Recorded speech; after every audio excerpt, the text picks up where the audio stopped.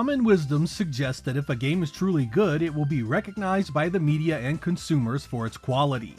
In turn, this leads to strong sales and the creation of a series thanks to the sequels and spin-offs it generates. In a perfect world, that'd be true, and great games would always be recognized and rewarded. Sadly, we don't live in that world, and it's not uncommon for a well-made game to slip through the cracks, either in terms of sales, media recognition, or even publisher indifference. That really got me to thinking, what are some of the games I've enjoyed over the years that seemingly disappeared and never received much in the way of sequels, spin-offs, or maybe just plain fizzled out completely generations ago, never to be heard from again? Some of these didn't sell the expected numbers, some of them were on platforms that didn't sell well themselves, and some were just straight up forgotten. I've got 10 of these games for you, so let's get started.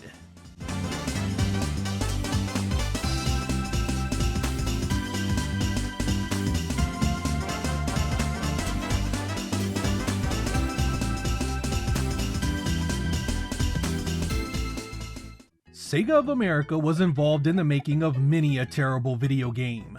The Western-made drivel they shoveled onto the Genesis stifled that platform in its later years, making it easy for former fans to move on to Nintendo or Sony. That's why it was so perplexing that even the good games they made would get left behind.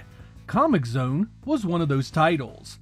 This was released in mid-1995 and was developed by Sega Technical Institute.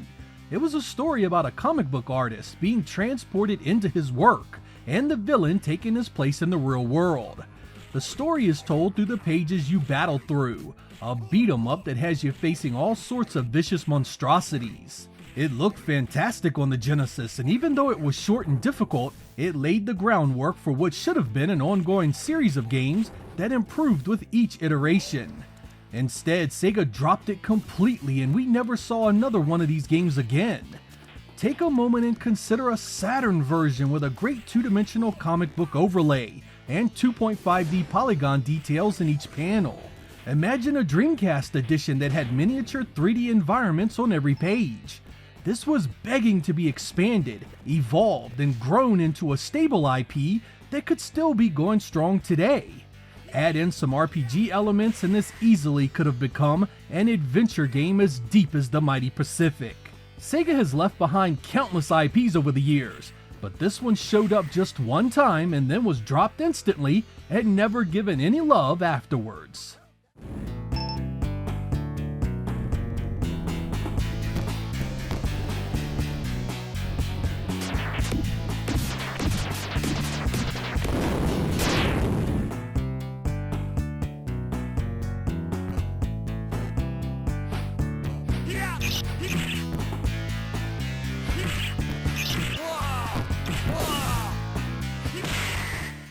In 1988, the developers at Irem created a side-scrolling action game called Ninja Spirit.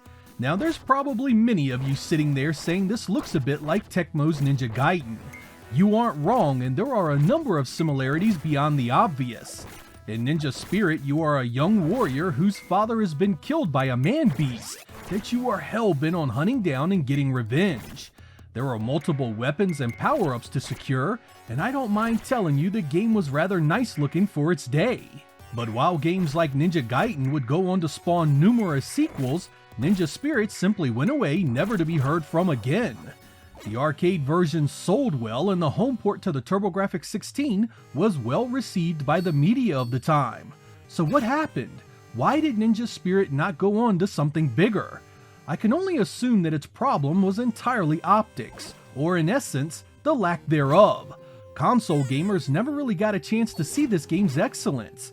It was ported to a number of home computers back then, but as far as consoles, only the TurboGrafx and Game Boy saw it, and the latter was only in Japan. There was never a widespread audience, and so it stayed a niche game that never went on to bigger and better continuations. That's a real shame too, because Ninja Spirit was excellent at what it did. This level of gameplay wasn't typical of action games at that time, and you'd have to believe a sequel really could have expanded on it. That never happened, of course, and this is now a forgotten relic of 1980s game design.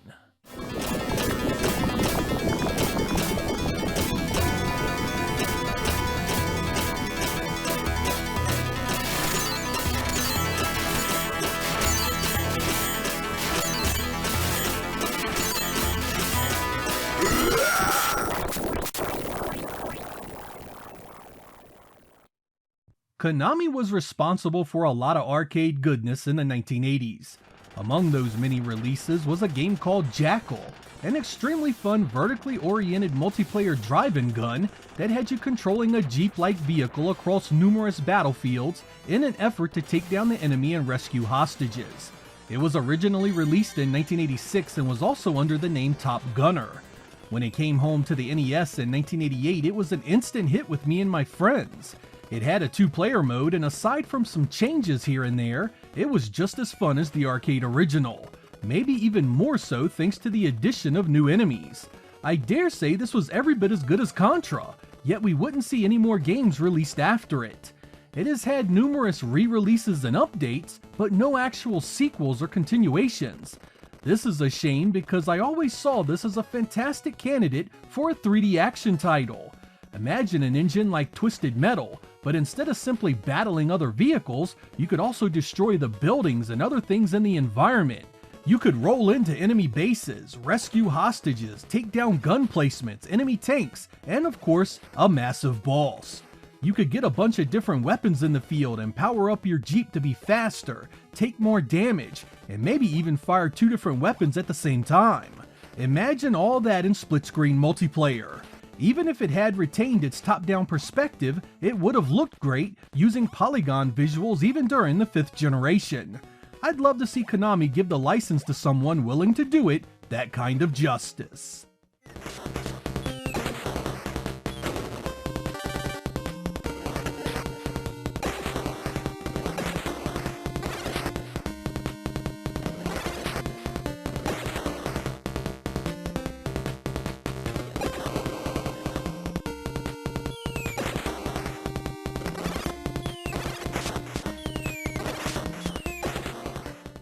Before Sonic Adventure, there was Tails Adventure. This was an action platformer that was much slower than your typical Sonic release, but that also gave it its own feel and identity. It's set up very similar to an adventure game where you must unlock new content and powers that allows you to explore previous stages deeper. The story takes place before Tails ever met Sonic, and I love that it centers on him being a fighter before the blue blur ever showed up. It was developed by Aspect, who was responsible for a number of classic Sega releases like Deep Duck Trouble, the 8-bit Sonic 2, and Batman Returns, among a few others. I would have loved to have seen Sega spin this off into a series of games that was much more adventure-oriented than their faster, more action-centered Sonic counterparts. A 2.5D Tails Adventure 2 would have been killer on the Saturn, for instance. It would have been awesome to have 2-dimensional foreground and 3D backgrounds across a connected world that needed exploration and puzzle solving to see it all. Hell, this could have been Sega's Metroidvania for the Saturn. Sega didn't have any reservations about iterating on anything involving Sonic, so I'm honestly surprised this didn't see more entries and follow-ups. You can find it as a bonus game in newer compilations, but as far as a real deal sequel or remake, this one has been sadly forgotten.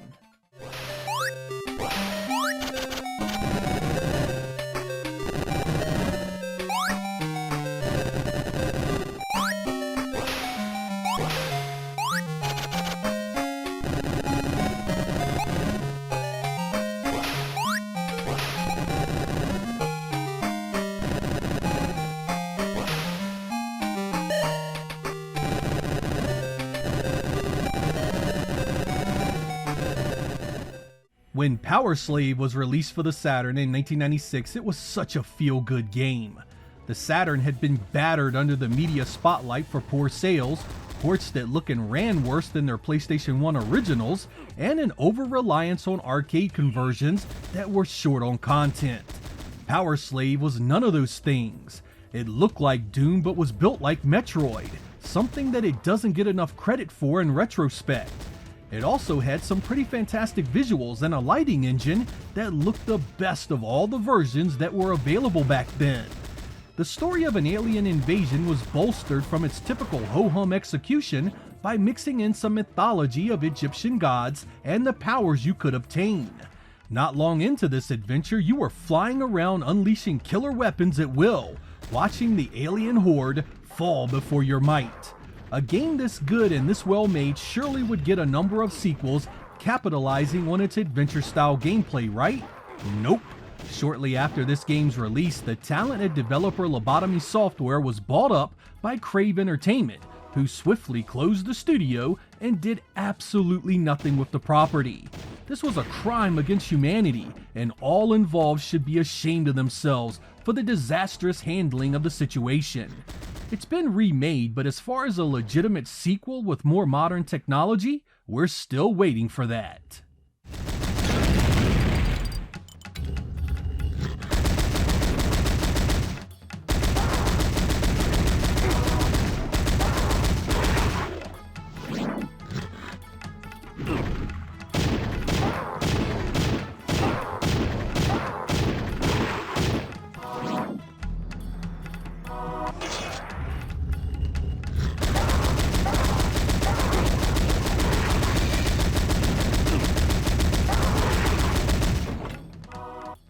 Every so often I run across a puzzle game I really enjoy. Super Puzzle Fighter 2 Turbo was one such title. I always dug the simple use of buildable gems as the hook, and of course the fact that everything was themed after Capcom characters. The two-player mode was a blast, and I loved the music. I always thought this was a great first entry into what could have been a long-running series. I always thought the addition of a super combo meter that could be built up and used at will would have been fantastic. How about special moves that could have been built up with a certain block combination to counter your opponent? Newer entries could introduce versus-like additions like backup partners and characters from other games. You could really build up a heck of a deep system using fighting game-inspired mechanics. While this one has been reissued numerous times, Capcom has not iterated on it at all. No sequels to upgrade or expand on a promising start. I know the puzzle market isn't typically thought of as lucrative by console gamers, but I think this was a real missed opportunity. This was a great idea, begging to be made deeper and loaded with more content.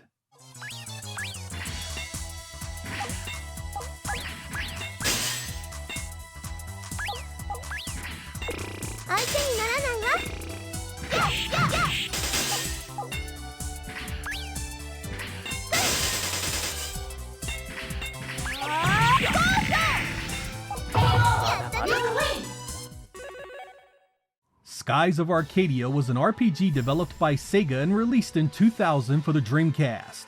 It stands as one of my favorite games in the genre. I adored everything about its design. The world of floating islands and airships was fascinating. The heroes were relatable and you wanted to help their cause. The enemy was fearsome and did hateful things that made you want to defend everyone they crossed paths with.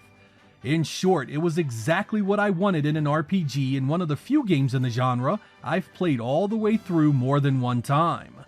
I so wanted a sequel to this, even if it involved entirely new characters in a new time period.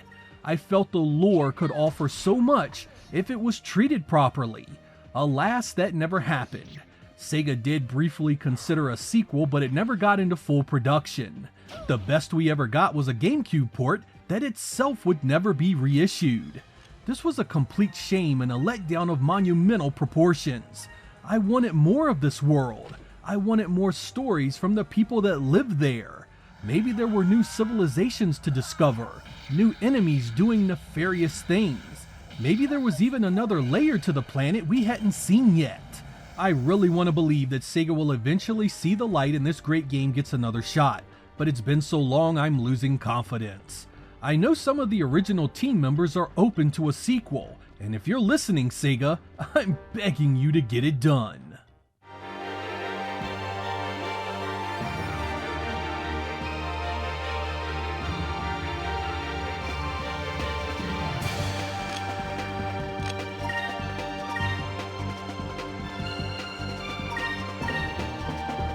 Moons, give me strength!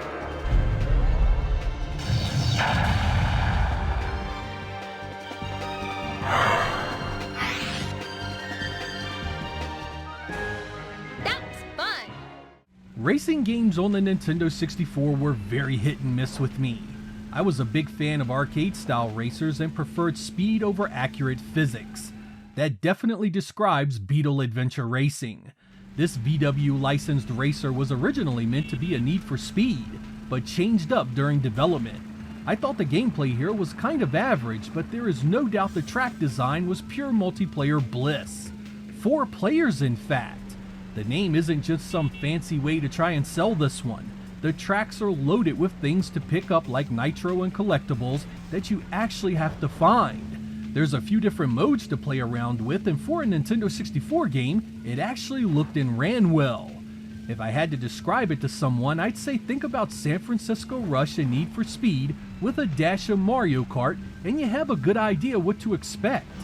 That formula was extremely well received by the gaming media of the day, and I thought for sure Electronic Arts would keep this game series going. But that didn't happen. This was a one and done, never to be seen again. I had thought that a sequel would have been great and included expanded race modes, improved visuals, and eventually online play. Tracks could have gotten bigger, more exotic, with bigger and riskier jumps. Multiple paths with more to search for could have really added so much more to the exploration factor. In many ways, it could have become a genre all its own, literally an adventure racing series. If you haven't played this one, I do recommend you have a look. It's aged a bit of course, but it's still rather playable. At this point, I don't think a remaster would be a bad idea.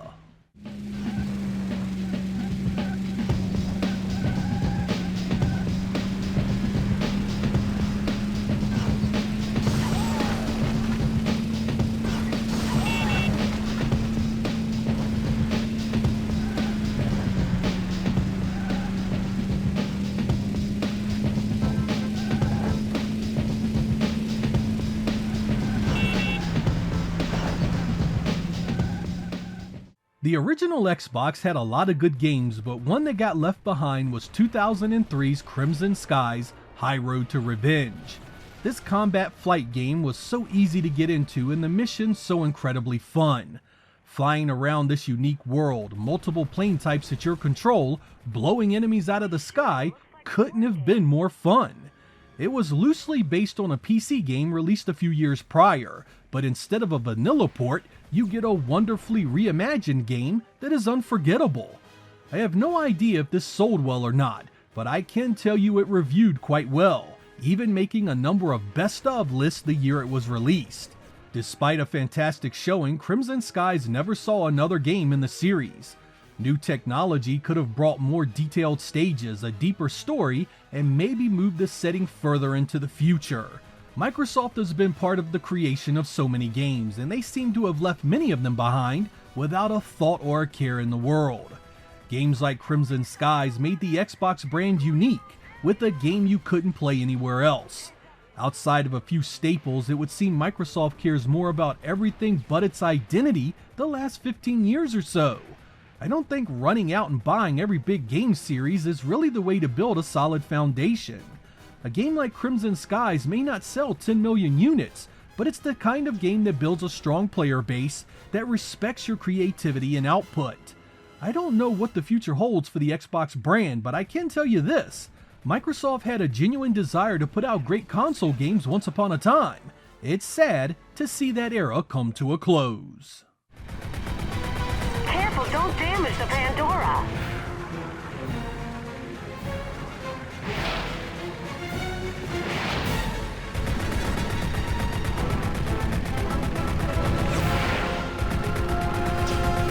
Get off of my cloud. Of all the Sega Legacy products to be left behind and forgotten, Nights into Dreams has to be one of the most egregious. The original 1996 Saturn game was an important part of that console's legacy. It was so unique in the way it played, and I think the score challenge portion of it was right in line with Sega's arcade roots for that generation, something that fit the Saturn like a glove. When the sequel, Knight's Journey into Dreams, landed on the Wii in 2007, more than a decade later, I feel the game needed more of an adventure-driven approach. It needed things to collect, puzzles to solve, missions to undertake, and that ridiculous antiquated timer needed to be thrown out. Knights needed to evolve its framework into something more akin to the modern adventure genre. That platformer in the air design was always going to feel different, so it needed more to do, more to see, and more to find. where you had an entire world to explore and knights could get new powers and discover all kinds of new nightmares to face.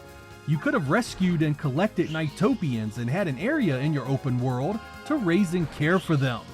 I don't think a Sonic crossover would have been a bad idea either. It would have been cool to see the two worlds clash, with Dr. Robotnik securing some of the past villains for his own nefarious agenda. Instead, Journey into Dreams drowned us in poor dialogue, overly simple stage objectives, a terribly designed hub world, and time limits to frustrate casual gamers away from the IP.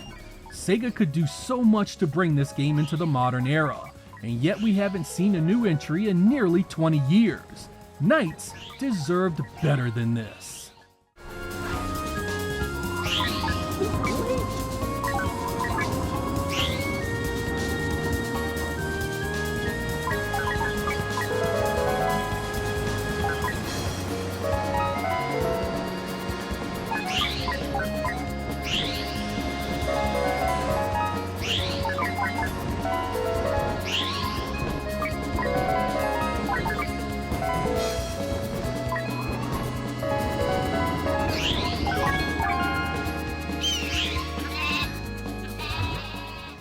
So what do you guys think? What abandoned games would you like to see return with a new entry? The harsh reality that video games are a business first and an art form second sometimes makes it difficult to enjoy. I have seen so many good games come along, not sell well, and then circle the drain of forgotten software. Consoles that didn't sell well have it even tougher, because they always had a smaller audience to sell their software to. Even if a game was well made, it didn't always connect because of issues like lack of advertising or gameplay that wasn't understood by the masses. There are a ton of games that could fit into a category like this, and we could do many more parts if you have any interest. Let me know down in the comments what you think. I'm Sega Lord X. Thank you guys for watching, and I will catch you next time.